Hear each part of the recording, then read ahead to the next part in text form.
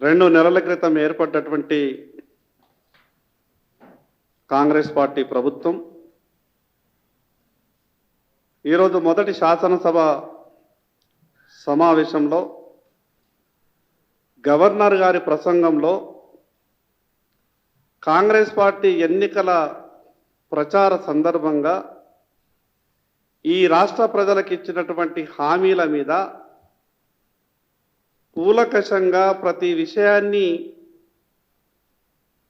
ప్రస్తావిస్తారని, ఎన్నో ఆశలతో ఉన్నటువంటి రాష్ట్ర ప్రజానికానికి వారు చేసేటటువంటి కార్యక్రమాలన్నీ కూడా తేటతెల్లంగా అందరికీ అర్థమయ్యే విధంగా ఏ మాట తప్పకుండా ప్రభుత్వం తరపున గవర్నర్ గారితోని మాట్లాడిస్తారని అనుకున్నాం. కానీ గవర్నర్ గారి ప్రసంగం విన్న తర్వాత ఎన్నికల సమయంలోనే కాదు, ఎన్నికల తర్వాత అధికారంలోకి వచ్చిన తర్వాత కూడా ప్రజలను మోసం చేసే విధంగా, గవర్నర్ గారి స్థాయిని దిగజార్చే విధంగా వారు మాట్లాడించినటువంటి తీరు, ఎన్నికల సందర్భంలో ఇచ్చినటువంటి హామీల గురించి ఎక్కడా కూడా పూర్తిగా ప్రస్తావించలేదు. అనేక సందర్భాల్లో మాట్లాడిండ్రు. 9.5 సంవత్సరాలు గత ప్రభుత్వం ఈ రాష్ట్ర ఆర్థిక వ్యవస్థని చిన్నాభిన్నం చేసింది. ఏ ఫైళ్ళు ముట్టినా కూడా వేల కోట్ల రూపాయల కుంభకోణాలే బయటకు వస్తాయి. ఇక మా తడాకాదు ఇస్తాం, తెలంగాణ రాష్ట్ర ప్రజలను గత ప్రభుత్వం మోసం చేసినటువంటి తీరునంతా కూడా తెలంగాణ సమాజం ముందు నిలబెడతామని సినిమా డైలాగులు అనేక సందర్భాల్లో చెప్పిండ్రు. కానీ గవర్నర్ ప్రసంగంలో లక్షల కోట్ల రూపాయల జరిగినటువంటి అవినీతి గురించి కానీ, కాళేశ్వరం ప్రస్తావన గురించి కానీ, ఈ రాష్ట్ర అప్పుల విషయం కానీ ఎక్కడా కూడా గవర్నర్ ప్రసంగంలో పొందుపరచలేదు. అదేవిధంగా ఈ రాష్ట్రంలో రైతులు గతంలో చేసినటువంటి అప్పులు కట్టలేక గత ప్రభుత్వం కూడా 1,00,000 రూపాయలు రుణమాఫీ చేస్తున్నామని చెప్పి కేవలం 40,000, 50,000 రూపాయలు ఉన్నటువంటి రైతులకే మాఫీ జరిగింది. 1,00,000 రూపాయలు తీసుకున్నటువంటి రైతులకు ఇంకా 60 నుంచి 70% రైతులకు మాఫీ జరగలేదు.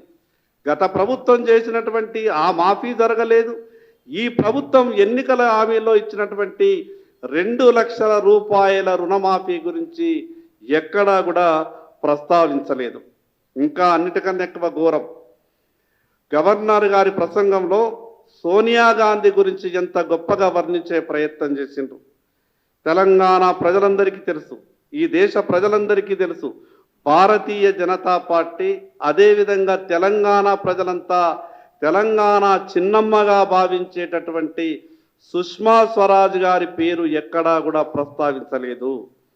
ఈ విషయాన్ని బట్టి చూస్తే ఈ రాష్ట్రంలో కొత్తగా వచ్చినటువంటి ప్రభుత్వ చిత్తశుద్ధి ఏ రకంగా ఉన్నదో రాష్ట్ర ప్రజలకు ఇప్పటికే అర్థమయ్యింది.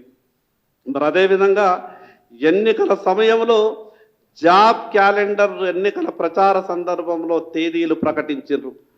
మరి అధికారంలో లేనప్పుడు పార్టీ నాయకులుగా మీరు తేదీలు ప్రకటించినప్పుడు ఈరోజు ప్రభుత్వంలోకి వచ్చి 2 నెలల తర్వాత ప్రభుత్వం ఏర్పడ్డాక కూడా గవర్నర్ గారి ప్రసంగంలో జాబ్ క్యాలెండర్ తేదీలతో సహా కానీ ఎందుకు ప్రకటించలేకపోయినరు? అంటే ఎన్నికల సమయంలో మాట్లాడినటువంటి మాటలకు ప్రభుత్వంలోకి వచ్చినటువంటి తర్వాత చేసే వ్యవహారాలకు పొంతన లేదు అనే సంకేతాన్ని ఈ కాంగ్రెస్ ప్రభుత్వం రాష్ట్ర ప్రజలకు ఇవ్వదలుచుకున్నది.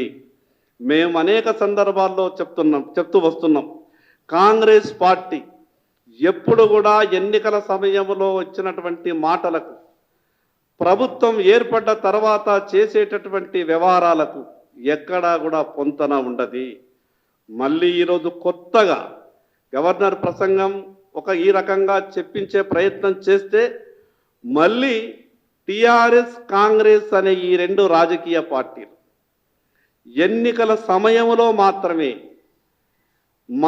వాళ్ళు ఒకరికి ఒకరు ప్రత్యర్థులుగానే భావించే విధంగా రాజకీయ ఆరోపణలు చేసే ప్రయత్నం చేస్తూ ఈరోజు భారతీయ జనతా పార్టీని ఎక్కడ ఏదైనా అవకాశం దొరికితే దోషిగా నిలబెట్టాలనే రెండు రాజకీయ పార్టీలు కూడా కుట్రలు చేసుకునే ప్రయత్నం చేస్తాయి. మాకు గవర్నర్ ప్రసంగం తర్వాత ఒక విషయం చాలా స్పష్టంగా అనిపిస్తున్నది. ప్రభుత్వ ఆలోచన నిజంగా టీఆర్ఎస్ ప్రభుత్వం గతంలో 9.5 సంవత్సరాల కాలంలో లక్షల కోట్ల రూపాయల అవినీతి చేసింది అని అనేక సందర్భాల్లో మాట్లాడినటువంటి కాంగ్రెస్ పార్టీ నాయకులు ప్రభుత్వంలోకి వచ్చిన తర్వాత మీకు ఈరోజు అధికారం ఉన్న తర్వాత కూడా ఆ జరిగినటువంటి అవినీతి మీద విచారణ చేస్తామని కూడా కనీసం ఎందుకు గవర్నర్ గారి ప్రసంగంలో ప్రస్తావించలేదు అంటే దీనిలోనే ప్రభుత్వ ఆలోచన విధానం అర్థమవుతున్నది. ఎక్కడ గవర్నర్ గారి ప్రసంగంలో ఆ ప్రస్తావన తీసుకొస్తే విచారణ చేయాల్సి వస్తుందేమో అని కాంగ్రెస్ పార్టీ ప్రభుత్వం భయపడ్డదా అని అనుమానం వస్తూ ఉన్నది. అందుకే మేము పదే పదే డిమాండ్ చేసినాం. వీళ్ళ మాటలలో నిజాయితీ లేదు కాబట్టే ఎన్నికలలో మాట్లాడినటువంటి మాటకు కట్టుబడి కాంగ్రెస్ ప్రభుత్వం మీద ఉంటే జరిగినటువంటి అవినీతి మీద గతంలో మాట్లాడినటువంటి ఈనాటి రాష్ట్ర ముఖ్యమంత్రి గారు ఆ రోజు మల్కాజిగిరి పార్లమెంటు సభ్యునిగా అదేవిధంగా తెలంగాణ రాష్ట్ర కాంగ్రెస్ పార్టీ అధ్యక్షునిగా అనేక సందర్భాల్లో సిబిఐ విచారణ కోరింది కదా. ఈరోజు రాష్ట్ర ముఖ్యమంత్రిగా మరి గవర్నర్ గారి ప్రసంగంలో కూడా పొందుపరిచి ఉంటే ఆ జరిగినటువంటి అవినీతి మీద మేము సిబిఐ విచారణకు వెళ్తున్నాం, సిబిఐ విచారణని అడుగుతున్నామనంటే రాష్ట్ర ప్రజలు వాళ్ళ మాటలను ఎంతో కొంత నమ్మేటటువంటి పరిస్థితి ఉంటుండే. కాబట్టి గవర్నర్ గారి ప్రసంగంలో మరొక్కసారి రాష్ట్ర ప్రజలని మోసం చేసే విధంగా మేము ఎన్నికల సమయంలో ఏం చెప్పినా కూడా నడుస్తుంది, ప్రభుత్వంలోకి వచ్చిన తర్వాత ఏం చేయకున్నా కూడా నడుస్తుందనే ధోరణిలో కాంగ్రెస్ పార్టీ ఆలోచన ఉన్నది. కాబట్టి రేపు జరిగేటటువంటి బడ్జెట్ సమావేశాలలో వారికి ఉన్నటువంటి ఆలోచనని మేము ఇప్పటికే పసిగట్టినాం. భారతీయ జనతా పార్టీ ఈ కాంగ్రెస్ పార్టీ ఆలోచనను అదేవిధంగా టీఆర్ఎస్ పార్టీ చేసినటువంటి అన్ని వ్యవహారాల మీద శాసనసభలో ఈ రాష్ట్ర ప్రజల గొంతుకై అన్ని విషయాలలో మేము నిలదీసే ప్రయత్నం చేస్తాం.